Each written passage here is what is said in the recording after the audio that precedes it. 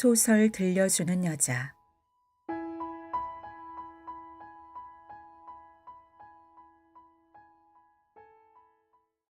반역.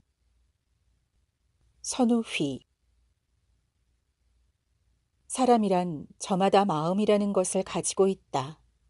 라고 하면 너무나 당연한 소리여서 멋도 맛도 없다 할 것이다. 그런데 그놈의 마음이란 것이 이상 야릇한 것이어서 알 것 같으면서 모를 것이 남의 마음일 뿐 아니라 때로는 자기 자신의 마음조차 가늠하기 힘든 것이고 보면 사람의 마음이란 언젠가도 풀 길 없는 가장 골치 아픈 인간의 영원한 수수께끼인지 모른다. 나에게는 동고향인 김죄희라는 중마지요가 있는데 이 이야기는 그에 관한, 아니 그보다 그의 마음에 관한 것이다. 그렇다고 내가 그의 마음의 창문을 들여다보고 누구보다 더 잘 안다고 믿는 탓은 아니다. 요즘 와서 내가 더욱더 내 자신의 마음을 모르게 되었다고 자탄하는 주제에 내가 남의 마음인 그의, 김죄희의 마음을 알 까닭이 없는 것이다. 그러나 나는 감히 그의 이야기를 쓴다. 그것은 그의 마음을 헤아리는 것이 어쩌면 나 자신의 마음을 가늠할 수 있을는지도 모르는 까닭이다.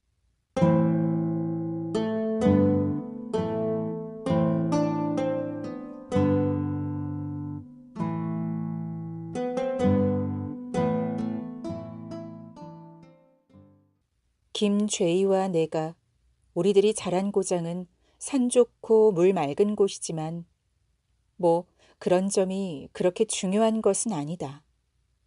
물론 어떤 개인의 인격 형성에 있어서 그가 자란 자연 환경이나 사회 환경이나 가정 환경이 적지 않은 영향을 미친다는 데는 일리가 없지 않지만 대동소이한 환경에서 커온 그와 나의 성격이나 이제까지의 행적이 판이한 것을 보면 각종 상황을 그렇게 중요시할 것은 없을 것 같다.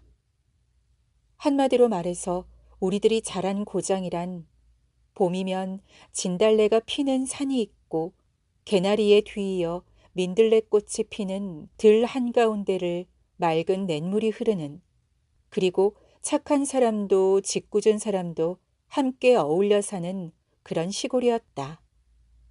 이 정도로 우리들이 자란 환경이나 사회 환경을 그리는데 그치는 것은 그런 것보다도 김죄희의 마음, 아니 그것을 엿볼 수 있는 그의 행적을 그리는 일이 여기서는 더 중하고 급한 까닭이라 할까.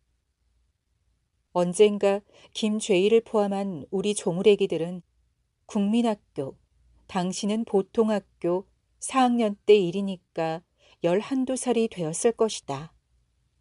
저녁 늦게까지 어두컴컴한 교실에 갇혀 있었다. 어느 누구에게 무슨 큰 실수가 있었던 것은 아닌데 우리네 반에 어느 누군가가 같은 학년에 어떤 계집애한테 작지 않은 흙덩어리를 던져 조금 면상을 상하게 했다는 것이 우리 조무래기들이 어둡게까지 교실 안에 감금된 까닭이었다. 우리들 어느 누구도 우리들 가운데에 누가 그랬는지 그것을 몰랐다. 엄격히 따지면 흙덩어리를 던진 장본인을 제외하고는. 그래서 저마다 억울하다고 투덜거려 보았으나 우리네들 가운데 그런 장난을 친 놈이 있다는 이상 어쩔 도리 없이 졸아들어만 가는 배를 자꾸만 허리띠로 졸라매며 실없이 웅얼거릴 수밖에 없었다. 간신히 유리창에 남아있던 저녁 햇빛 한 줄기마저 사라지며 교실 안이 갑작스레 어두워지자 교실 한 구석에서 훌쩍훌쩍 콧물을 짜내는 울음소리가 들려왔다. 그 소리를 듣자 이제까지 그저 투덜거리기만 하던 우리 조무래기들은 우리가 놓인 한심스러운 딱한 사정을 뼈저리게 실감하지 않을 수 없었다. 어떤 자식이 그랬는지 이제 썩 나서라.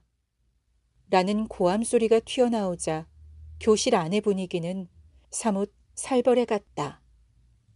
처음에 한결같이 느낀 계집애한테 흙덩어리를 던진 쾌거에 대한 공명감이나 영웅치적 동경심은 그로 말미암아 깨끗이 가시고 만샘이 되었다. 그러자 바로 내 옆에 말없이 앉아있던 죄의가 불쑥 일어나더니 흙덩이를 던진 게 누군지 확실치도 않은데 이렇게 우리네 반 전부를 늦게까지 가두어 둔다는 것은 말이 안 된다는 뜻의 담임 선생에 대한 항의조에 역정을 내는 것이 아닌가. 나는 평소에 그다지 말이 많지 않은 그로서는 뜻밖의 언동이라고 생각했는데 죄의 의견은 삽시에 대다수의 공명을 얻어 조무래기들은 얼굴을 붉히며 우리네 반 전원을 감금한 담임 선생의 처사를 힐난했다. 그러나 잠시 후 고수머리의 담임 선생이 어두운 교실 안으로 들어서자 조무래기들의 힐난은 일순에 씻은 듯이 가시고 말았다. 눈동자마다 깃들였던 노여움의 빛은 어디로 사라졌는지 바닷속같이 고요한 교실 안에서는 누군가가 간간히 훑어올리는 콧물 소리만이 들렸다. 흡사 고양이 앞에 쥐새끼들이 되고 만셈이다. 교단으로 올라선 담임 선생은 한번 쓱 우리들을 훑어보더니 언놈인지 이제 정직하게 호명하고 나서 봐 라고 일렀다. 그러자 이제까지 간간히 들려오던 콧물 소리조차 딱 먹고 마는 것이 아닌가. 무거운 침묵 속에 담임 선생과 우리네 조무래기들이 대치한 채 몇 분이라는 견디기 어려운 시간이 흘렀다. 눈길을 책상 위에 떨어뜨린 나는 거의 질식할 것 같았다. 그러한 나의 귀에 죄의의 차차 거칠어가는 숨소리가 들리는가 하더니 얼마 후 그것은 분명히 끙끙대는 신음소리로 변해갔다. 나는 그러한 그의 변화를 느끼면서 그가 벌떡 일어나 담임 선생에게 방금 털어놓은 역정을 되풀이하지나 않을까 하고 가슴을 졸이며 이제나 저제나 하고 기다렸다. 아니나 다를까. 그는 가슴으로 책상 뚜껑을 냅다 튕기면서 벌떡 일어섰다. 순간 나의 전신은 헤아리기 힘든 전율에 떨었다. 그런데 그렇게 일어난 그의 입을 튀어나온 것은 내가 기대한 것과는 너무나 어긋난 뜻밖의 말이었다. 그는 고함치듯이 이렇게 말했다. 선생님, 그것은 제가 했습니다.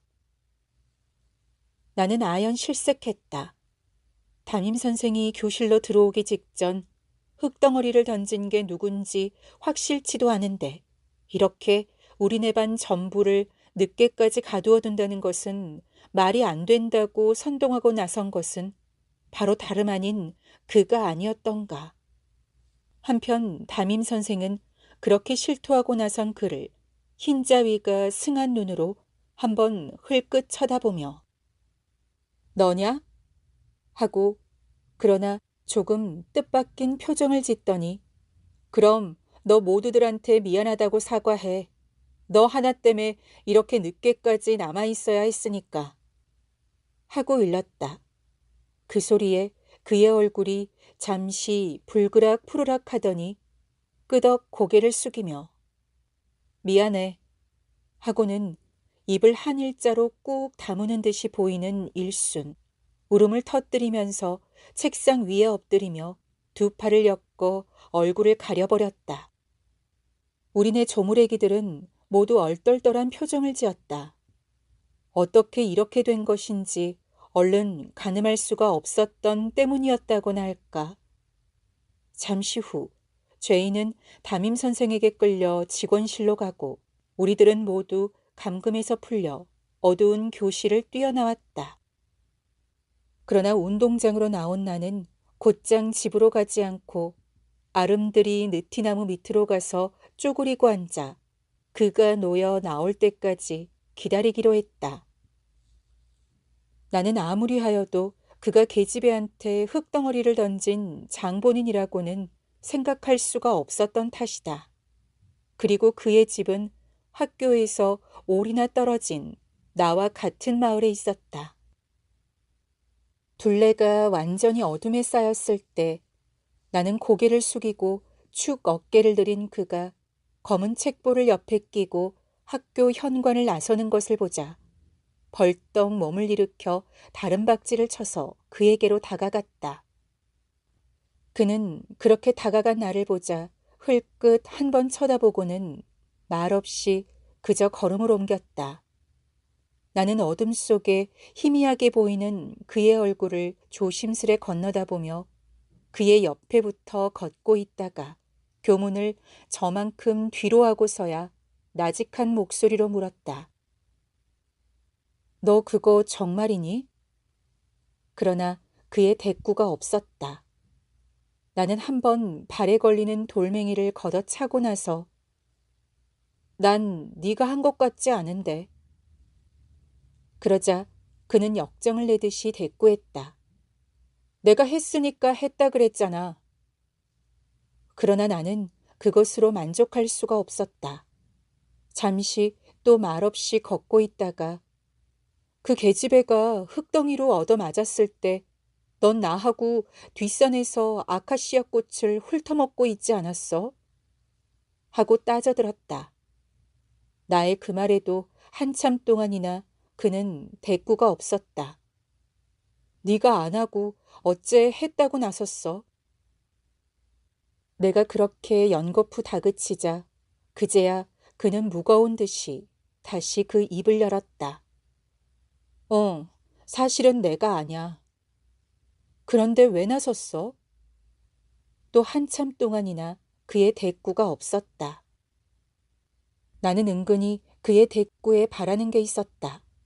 그것은 내가 얼마 전 학교 도서실에서 빌려본 책에서 우리네에 아까의 일과 비슷한 사건이 일어났을 때 어느 어린 학생이 억울하게 남아있는 반원들을 위해 자기 희생을 각오하고 나섰다는 소영웅이라는 이야기를 읽은 기억에서 어쩌면 그가 그러한 희생정신을 발휘한 것이 아닌가 생각했던 까닭이다.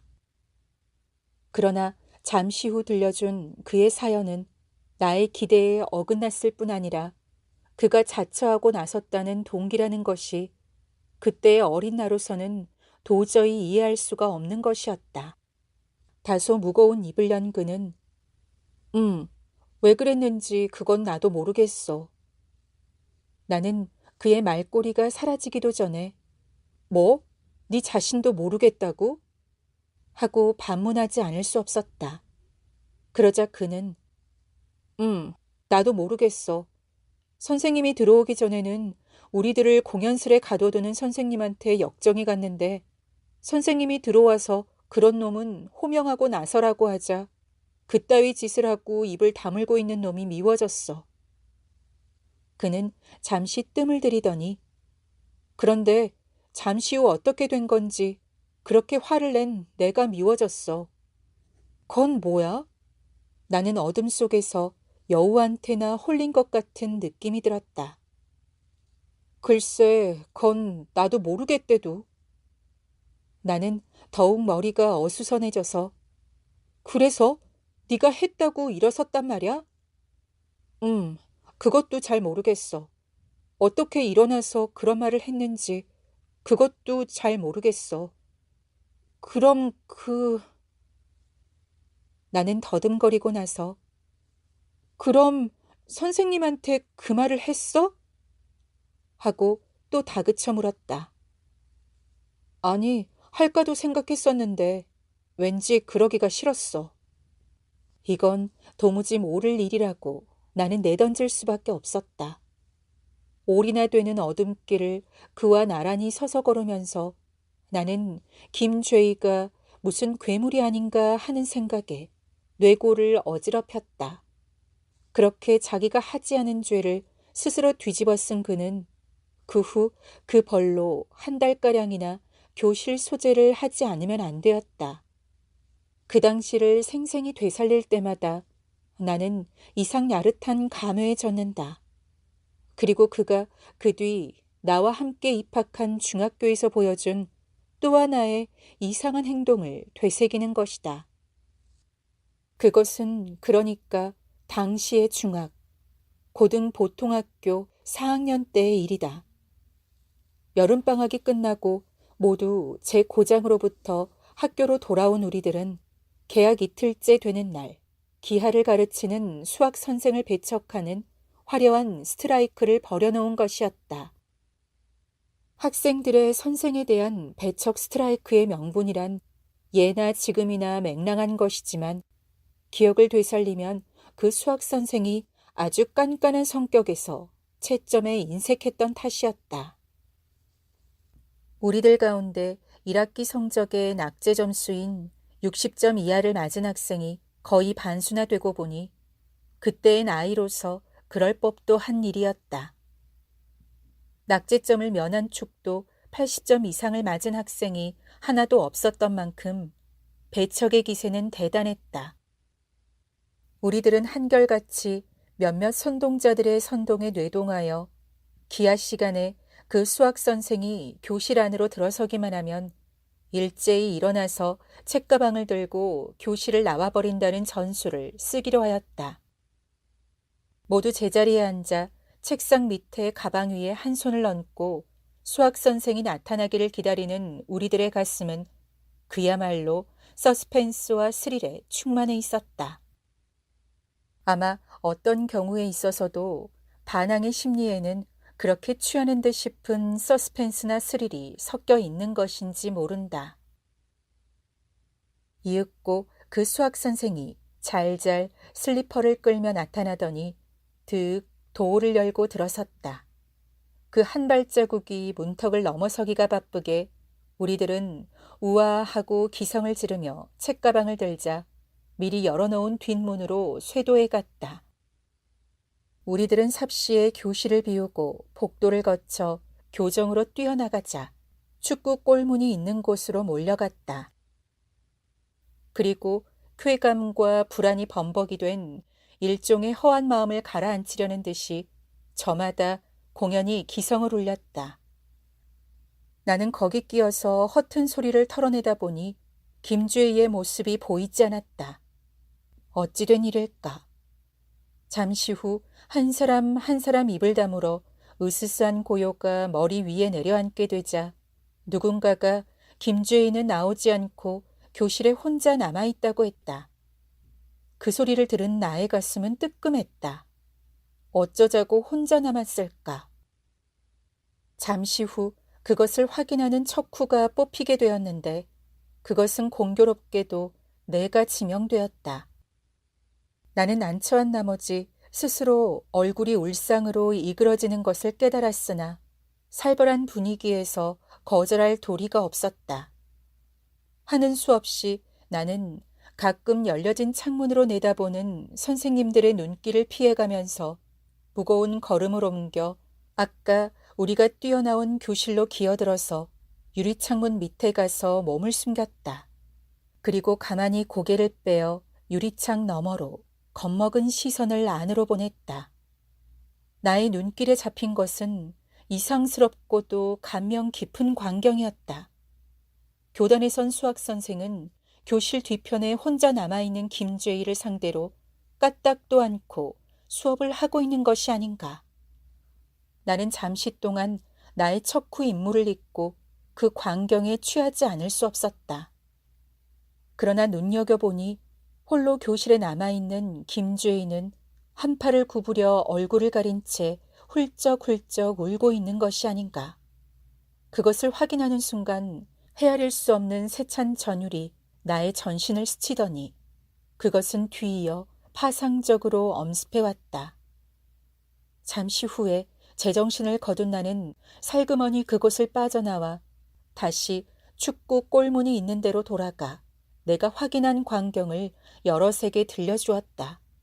그러나 김죄희가 울고 있더라는 것만은 말하지 않았다. 며칠 후 스트라이크의 선동자 몇 명이 무기정학을 맞는 처벌로 다시 학교는 잠잠해졌는데 무기정학을 당한 선동자들이 다시 복교하기 전에 김죄인은 자진해서 학교를 그만두고 말았다. 물론 그것은 그가 동급생들의 눈총을 맞게 되어 외톨이가 된 데 그 원인이 있었지만 내가 추측하기에는 그런 까닭만은 아닌 듯 싶었다. 스트라이크가 가신 며칠 뒤 같은 하숙에 있었던 내가 그에게 그때 교실에 혼자 남은 까닭을 묻자 그는 어린 시절 스스로 죄를 짊어지고 어둠길에 돌아갈 때 그가 나에게 준 말과 꼭 같은 대꾸를 하는 것이었다. 왜 그랬는지 그건 나도 모르겠어. 그러나 내가 더 그 사연을 다그쳐 묻자 이렇게 혼잣말처럼 중얼거렸다. 내가 아마 가장 나쁜 기하 점수를 맞았을 거야. 50점이었으니까. 나도 누구 못지않게 수학 선생을 싫어했지. 그런데 모두 우르르 밀려나가는데 어떻게 된 일인지 마루에 붙은 발이 떨어지지 않고 허리가 펴지질 않는단 말이야. 그래 하는 수 없이 그대로 주저앉아 있었지. 어째 그랬을까? 그리고 그가 들려준 그의 말을 나는 어릴 때 그가 들려준 그것보다 조금은 이해할 수 있을 듯 싶었다. 내가 만약 자네처럼 60점 이상의 급제 점수를 맞았더라면 나도 함께 밀려나갔을지도 몰라. 금세 그의 말뜻을 알아새기지 못한 우둔한 나였지만 그와 나란히 자리를 같이 하고 누워서 곰곰 생각하자 어느 정도 그의 마음씨를 헤아릴 수 있을 것 같았다. 그만은 최하 점수를 맞은 것으로 자처하는 그 자신만은 김죄인은 그럴 수 없었던 것이다. 차마 그 수학 선생을 배척할 수가 없었던 것이다. 반항할 수가 없었던 것이다. 그의 마음이 그것을 용허하지 않은 것이다. 그 후 고향으로 돌아간 그가 그 다음 해 전문학교 입학 자격시험을 거쳐 무난히 패스했다는 소식을 듣고 나는 나의 우등 졸업보다도 더 기뻐했다. 얼마 후 나는 그가 일본의 모 관립고등학교에 무난히 입학한 것을 축하할 수 있는 이중의 기쁨을 가졌다.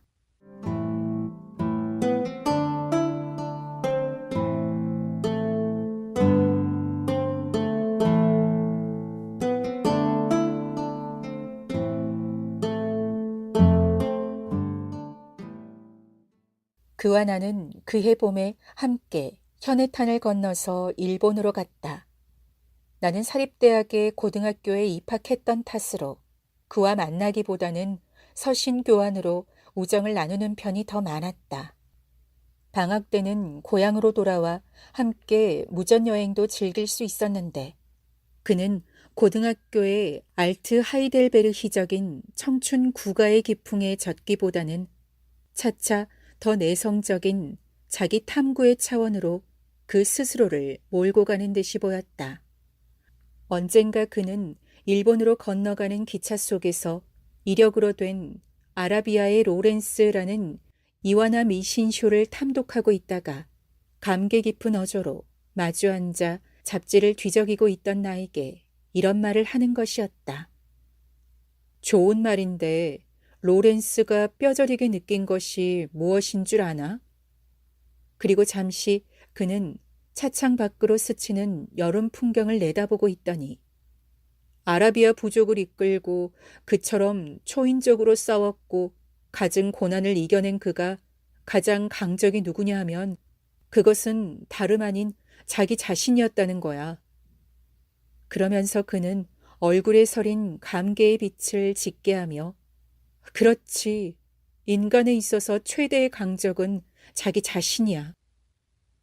나는 그 무렵 제멋에 겨워 잔뜩 싱거웠던 만큼 그의 그러한 이야기는 나의 마음의 핵심을 건드리지 못하고 그저 귓전을 스쳐 빗나가고 말았던 것이다. 최대의 강적은 자기 자신. 그 말은 나에게는 너무나 거리가 먼 생소한 말이 아닐 수 없었다.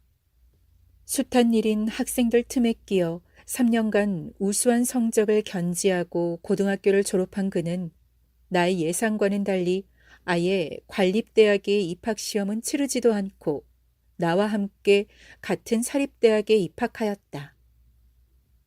그때의 일반적인 학생 풍조에서 그러한 그의 대학 선택은 납득이 가지 않는 일이었다.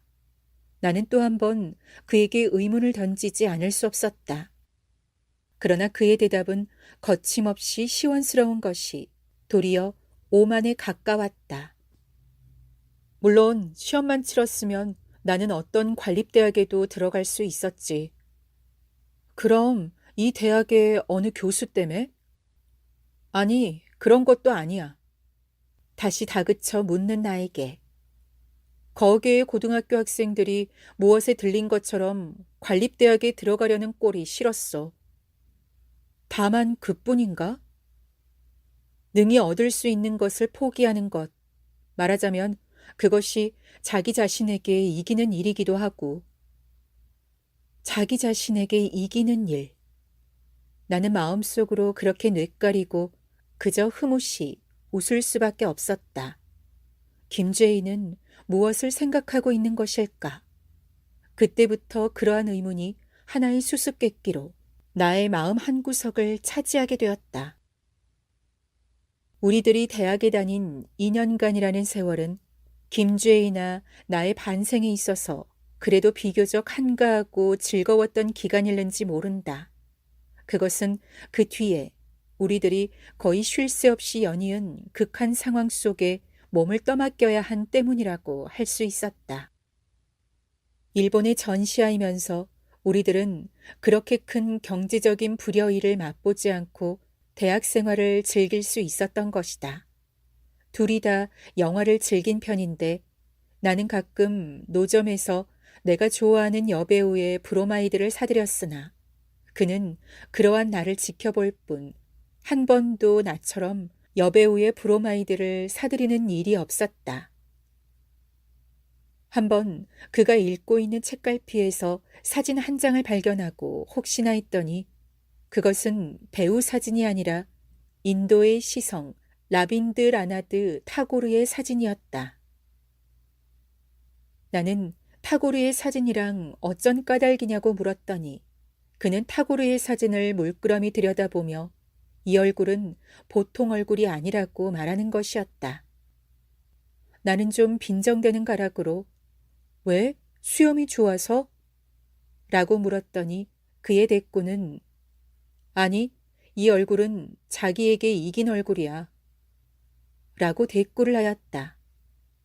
그의 그러한 대꾸를 듣고 나는 마음속으로 또 하나 혀를 찼다. 자기 자신, 최대의 강적. 언젠가 그가 기차 안에서 나에게 준 그 한마디를 되새겼던 것이다. 그와 하숙을 같이 하고 같은 대학을 다니면서 날이 갈수록 느끼게 된 것은 그와 나는 같은 고장에서 함께 어울려서 자라난 중마지우이면서 기실 마음의 핵심의 채색도가 달라져 가고 있다는 점이었다. 아니, 색채의 농도가 다른 것이 아니라 색채 자체가 다른 것인지도 몰랐다. 마음의 채색이 무엇인지 나 자신 그것이 확실치는 않았으나 그러한 느낌은 나의 마음에 어쩔 수 없는 실감이었다. 그러한 실감은 실제로 확인될 때가 왔다. 그것은 그와 내가 함께 소위 학병이라는 허울 좋은 징집에 걸리게 된 때였다. 며칠 동안 우리는 밤을 새워가며 서로의 고민을 나누었다. 그러나 주고받는 사설의 태반은 거의 내가 짓거리는 말이었다.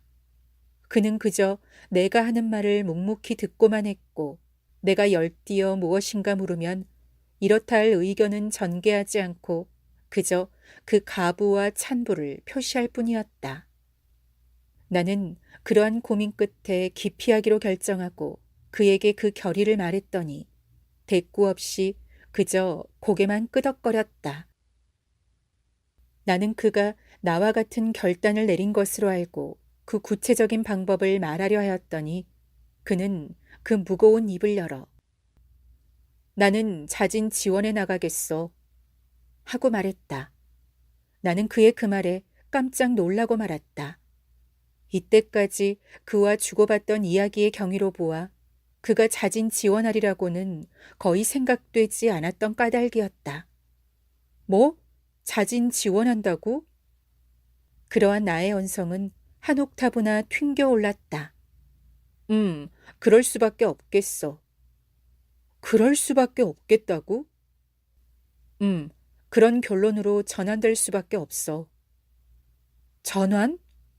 음, 처음에는 안 나가려고 생각했었는데, 이제 와서 나가겠다는 건 어찌 된 거야? 음, 나는 그동안 끌려 나가느냐 기피하느냐를 두고 자네 의견도 경청하고 내 자신 곰곰 생각해 봤는데 내가 그동안 기피하려는 편으로 기울어졌던 것은 자네 같은 명분과는 스스로 다른 데 있다는 것을 깨닫게 되었어. 나와 그 명분이 다르다고? 음, 내가 기피로 기울어진 것은 한마디로 말해서 자네같이 민족 감정에서의 반발 의식 때문이 아니라 공포에 있었어. 공포? 응. 나가서 죽을는지도 모르겠다는 공포감 때문이었어. 민족 감정의 발동은 제2차, 제3차적인 것이었어. 그야 누구나 그런 공포감이 전혀 없는 것은 아니지. 그러니까 나의 명분이란 쑥스럽고 대대한 거야.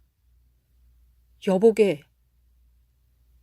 나는 그의 마음씨가 어쩌면 그렇게도 돌아갈는지 모르겠다는 다소의 불안을 느끼고 있었던 만큼 그의 그 말에 크게 놀라지는 않았으나 예와는 달리 그의 마음이 그렇게 기울어진 데 대해 자신 있는 반발을 느끼며 공포감이 그래 어떻다는 거야. 그 자체 훌륭한 명분이지. 우리들이 느끼는 공포감에는 일본 애들의 경우와는 달리 우리들에게는 한 가닥의 의의도 발견될 수 없다는 가치관이 작용하고 있어. 아니, 내 경우는 단순한 공포뿐이야. 단순한 공포감? 자네 그것이 뭐가 그렇게 나쁜가? 그래, 자네는 그러한 자기 자신의 공포감을 이기기 위해 맹랑하게 자네의 목숨을 잃어도 좋단 말인가? 음, 어떻든 내 자신의 마음이 기피를 용서치 않아. 바보 같은 소리 좀 작작해. 음, 나 자신이 생각해도 나는 바보인 것 같아. 그렇지만 마음이 그런 걸 하는 수 없지. 나는 속수무책으로 단정하고 내던지는 수밖에 없었지만 그대로 입을 다물고 있을 수가 없어서 이번 경우만은 자네의 그런 결단에 공감이 안 가는 걸. 자네 그렇게 그 마음인가에 집착하다가 언젠가 자기 모순에 떨어져 이를 그르치는 게 아니야? 그러나 나의 그 말 따위로는 그의 얼굴 표정은 미동조차 하지 않았다. 꾹 입을 다문 채 그는 그저 하숙방에 열려진 들창 너머로 손바닥만한 푸른 하늘을 올려다볼 뿐이었다. 그런데 기피하기로 결심한 나의 소원은 이루어지지 못했다. 나는 친척집이니 절간이니 두루 숨어 다니다가 지원 마감이 훨씬 지난 뒤에 형사에게 붙들려 하는 수 없이 지원을 강요당하고 말았다. 결국 나는 초겨울의 어느 날 우스개나 만화감 같은 전송을 받으며 쑥스러운 일장기를 어깨에 가로맨 채 정이 든 고장의 조그만 정거장에서 기차를 타야 했다.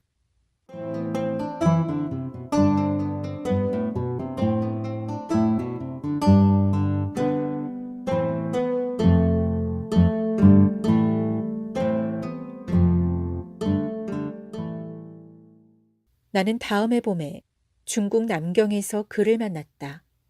거기서 함께 견습 사관으로서의 교육 훈련 과정을 끝낸 그와 나는 꼭 같이 일군 소위로 임관되어 각기 일선 부대로 배치되었다. 그때 우리들은 어떠한 심경으로 어떤 말을 나누고 헤어졌는지 이제는 그 기억이 희미하다.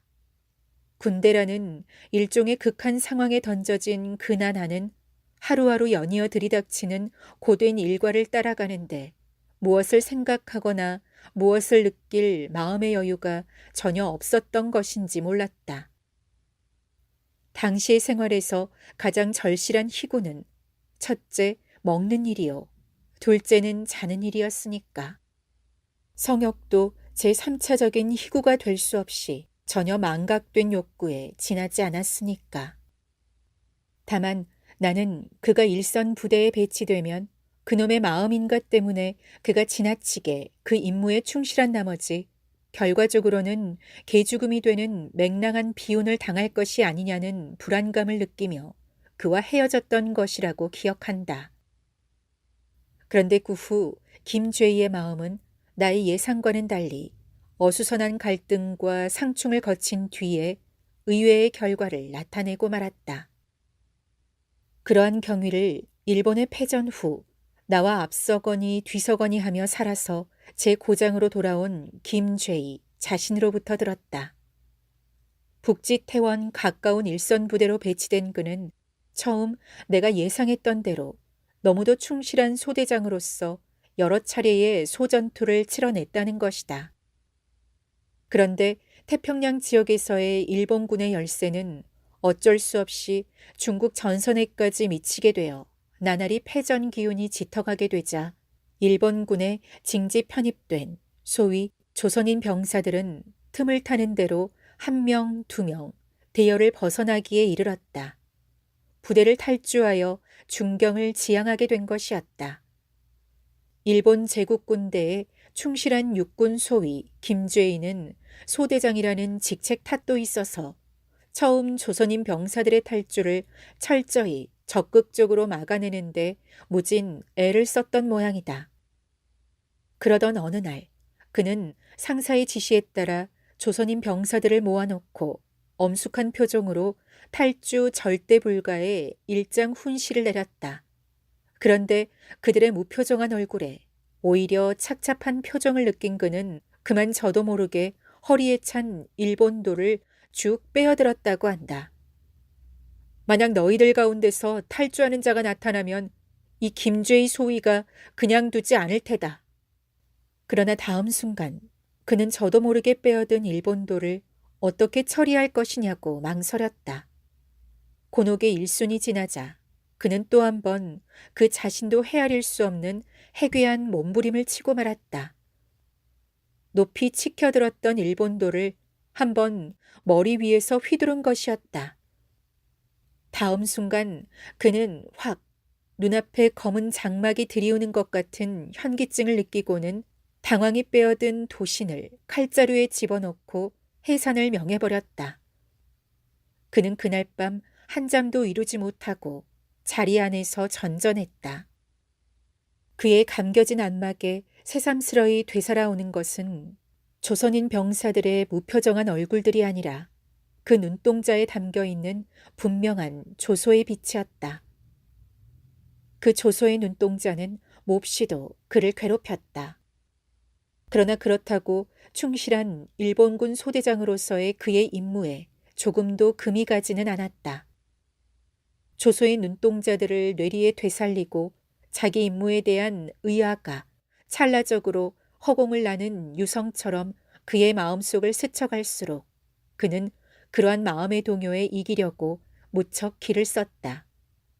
그런데 어느 날 철통 같은 탈주 방지의 저지선을 뚫고 조선인 병사 2명이 야음을 타다가 1명이 사살되고 1명이 붙들리는 사건이 일어났다. 그러나 김죄희는 그들을 가엾게 생각하기보다 어리석다고 여기고 그와 같은 어리석은 탈주에 헤아릴 수 없는 노여움조차 느꼈다. 그런데 그러한 김죄희의 마음을 완전히 건드린 것은 중대장의 한마디였다.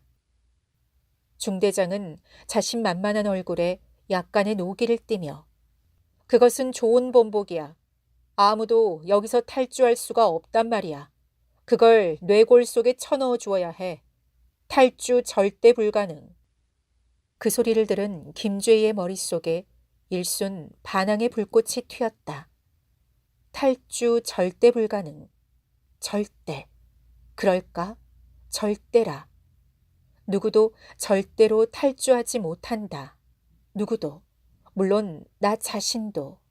그럴까? 그러한 자문자답이 그의 뇌리 속에서 반역의 검은 소용돌이를 이루면서 꾸물거리는 구렁이인 양 뒤틀렸다. 사흘 뒤 그는 영창 위병을 꾀어 모진 욕을 보고 거의 녹초가 되어버린 탈주자들을 영창에서 끌어내어 미리 대기케 하였던 중국인의 하마차에 태워 부대 주둔지의 바운더리를 벗어났던 것이다. 그는 안전지대에 이르러 일본군 군복을 벗어던지자 하마차 위에서 고삐를 그어진 채 한참 동안 턱을 들고 크게 웃어 젖혔다는 것이다. 그 후 그는 일본의 패전으로 새로 편성된 광복군의 지대장으로 임명되었다. 그러나 그는 일주일도 못 가서 아무에게 이렇다 할 한마디 말도 없이 그 광복군의 대열에서 벗어나 거의 거짓골로 혼자 상해까지 나와 귀국선을 타고 말았다. 까닭은 다른 데 있지 않았다. 그는 어느 날 자기 부하 가운데의 한 명이 광복군을 팔아 무고한 교포에게서 얼마간의 금전을 갈취한 사실을 발견한 것이었다. 그것은 종전 직후의 혼란기에 흔히 있을 수 있는 불상사에 지나지 않았지만 그의 그놈의 마음이라는 것이 남과 달리 어쩔 수 없는 절망감과 고독감을 느낀 것이 아니었을까. 그는 그렇게 말하진 않았지만 나는 그렇게 보아 잘못이 아니라는 것을 그의 얼굴 표정을 보고 느낄 수 있었다. 그렇게 해서 고향으로 돌아와 있던 그는 다음해 봄에 서울로 올라갔다. 얼마 후 내가 그를 뒤따르듯이 상경했을 때 그는 V 신문사의 조사부에 근무하고 있었다. 조사부는 또 웬일이냐 했더니 사회부 기자를 몇 달 지내봤는데 때로는 형사질하는 느낌이 들어 자청하다시피 해서 조사부 근무를 하게 되었다는 수레였다. 나는 역시 자네답군 하고 그에게 흐뭇이 웃어 보였더니 그도 바보 같은 얼굴로 나를 건너보며 덤덤히 웃어 보이는 것이었다. 그는 6.25가 일어날 때까지 V신문사 조사부에 근무했다. 한편 나는 중학교 교원을 지내다가 실증이 나서 이렇다 할 뚜렷한 동기도 없이 6.25가 일어나기 1년 전 육군으로 뛰어들어갔는데 6.25를 당해 허겁지겁 후퇴해서 육군 본부가 부산에까지 이동해 갔을 때 거기에서 김죄희를 만났다. 김죄희는 뜻밖에도 계급장 없는 군복을 걸치고 있었다. 어찌된 일이냐고 물었더니 국사편찬위원회에 밥탁을 댔다는 것이었다. 그는 걷어붙이고 나서야 했겠지만 이제 나이도 들어 30이 내일 모레인데다가 일본 군대 때의 경험에서 전투에 지휘관이 되어 남의 생명을 맞는 일처럼 어려운 일이 또 없다는 것을 깨닫고부터는 도무지 두려워서 끼어들 엄두를 낼 수가 없다는 수레였다. 자기 혼자 죽고 살고 하는 것쯤이야 별일이 아닌데 그는 그렇게 말꼬리를 흐렸다. 그러던 그가 2달도 못 가서 어디론지 그 자취를 감추어 행방이 묘연해지고 말았다. 알고 보니 그 계기는 이랬다. 당시에 S 국방장관이 육군본부의 장교와 장교급 문관들을 모아놓은 자리에서 이 국가 초비상시에 모두 봉급을 반환하고 국가에 봉사하자는 일장 훈시를 폈는데 고급 장교들조차 무어라 입을 열어 의견을 말하지 못하는데 일개 문관인 김죄희가 벌떡 일어나서 그것은 어불성설이라고 항의하면서 높은 양반들은 몰라도 우리들 같은 말단 문관으로서는 아무리 초비상시라 하더라도 봉급을 안 받고는 살아갈 수가 없습니다. 라고 말했다는 것이다. S 국방장관이 양미간을 찌푸린 것은 물론 감히 일개 문관이 그런 소리를 했다는 양심적인 악평을 받게 되어 숱한 눈총이 역겨워진 그는 소리도 없이 사라졌다는 것이다. 그래서 결국 그 탓으로 장교대우의 문관인 그는 탈영이라는 아름답지 못한 죄명을 뒤집어 쓰게 되었다. 나는 그 후 수복된 평양거리에서 그를 만났는데 계급장 없는 허름한 군복 한 벌을 걸친 그는 자기는 탈영한 탓으로 이렇게 북진할 수밖에 없었다고 하면서 그때 이야기가 나오자 모두 명백히 봉급 반환을 못마땅하게 생각하면서도 국방장관 앞이라고 한마디 말도 못하고 벙어리 냉가슴 앓듯 하는 것이 너무도 보기 민망스러워서 한마디 하지 않을 수 없었다고 하고는 그렇지만 알고 보니 벌떡 일어서져 있기에 그대로는 주저앉을 수가 없던 게 아니냐고 덧붙이며 덤덤히 웃는 것이었다. 나는 그러한 그에게 또 저도 모르게 일어나진 게로군 하고 농을 건네고 웃어버릴 수밖에 없었다.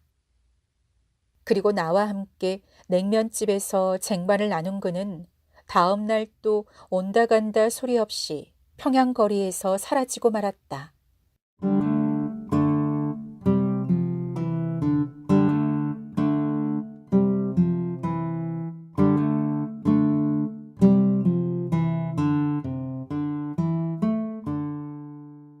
그 후 나는 그와 좀처럼 만날 기회를 가질 수 없었는데 4, 5년이 지나서부터 그의 이름을 자주 유력한 일간신문의 지면에서 볼 수 있었다.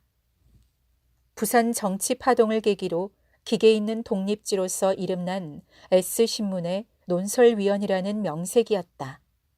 나는 마음속으로 이제야 그가 그 좌표를 안정시킨 모양이군 하고 뇌까렸다.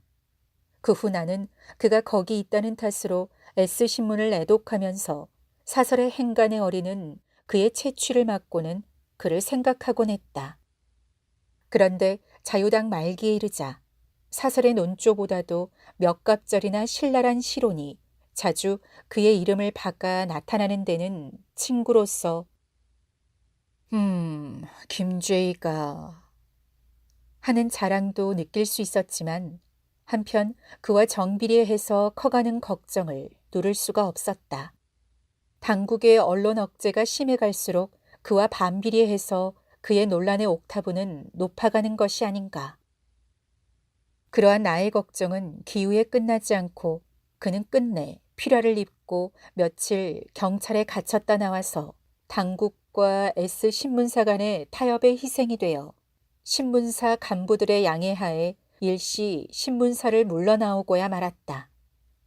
그런 일이 있은 지 한두 달 뒤 나는 허름한 빈대떡집에서 그와 약주를 나누게 되었다.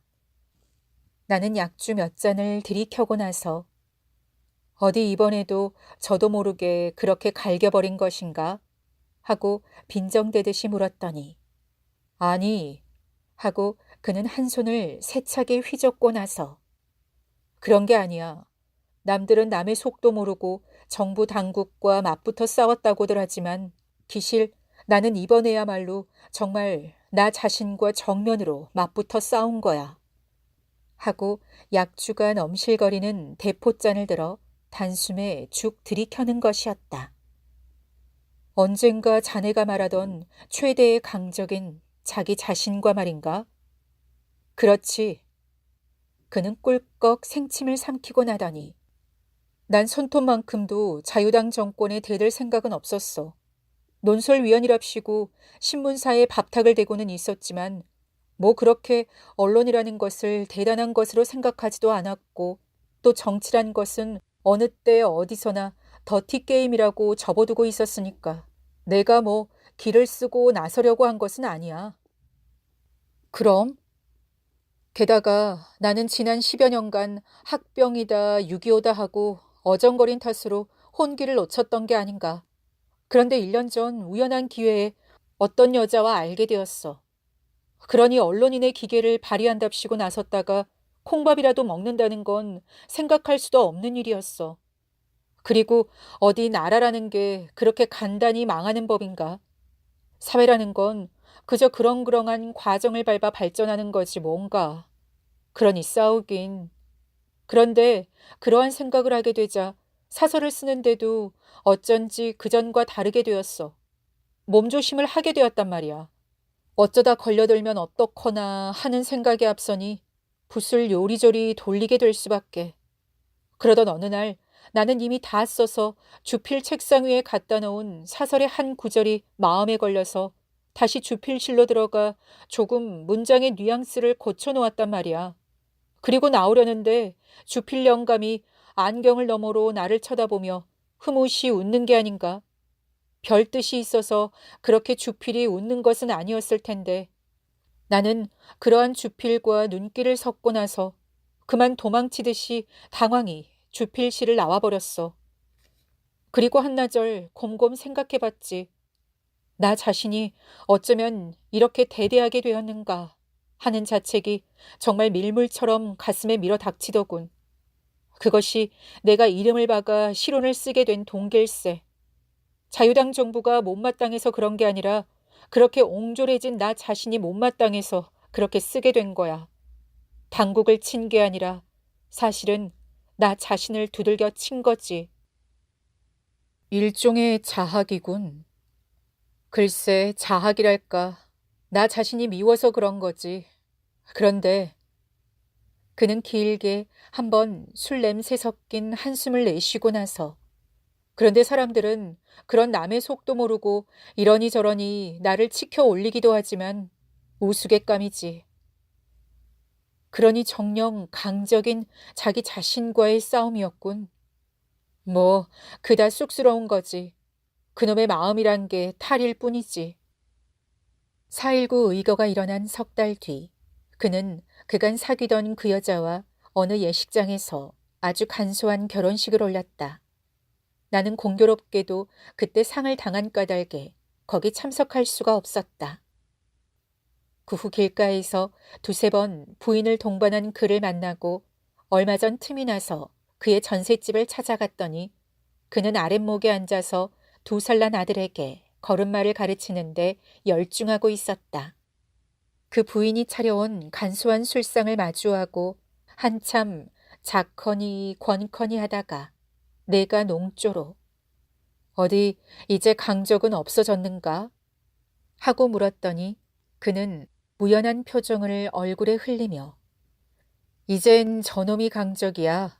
그런데 귀여운 것은 귀여운 거란 말이야. 하고 저만큼 부인의 무릎에 앉아있는 그 아들을 가리키고는 크게 팔짱을 끼면서 저놈 때문에 약고가 죽어있지만 이제 더 가만히 앉아서 참고 있을 순 없을 것 같아. 또 자기 자신에게 반역하려나? 어디 제 버릇 개 주겠나? 그리고 김죄희와 나는 서로 얼굴을 마주보고 소리를 내어 웃었다.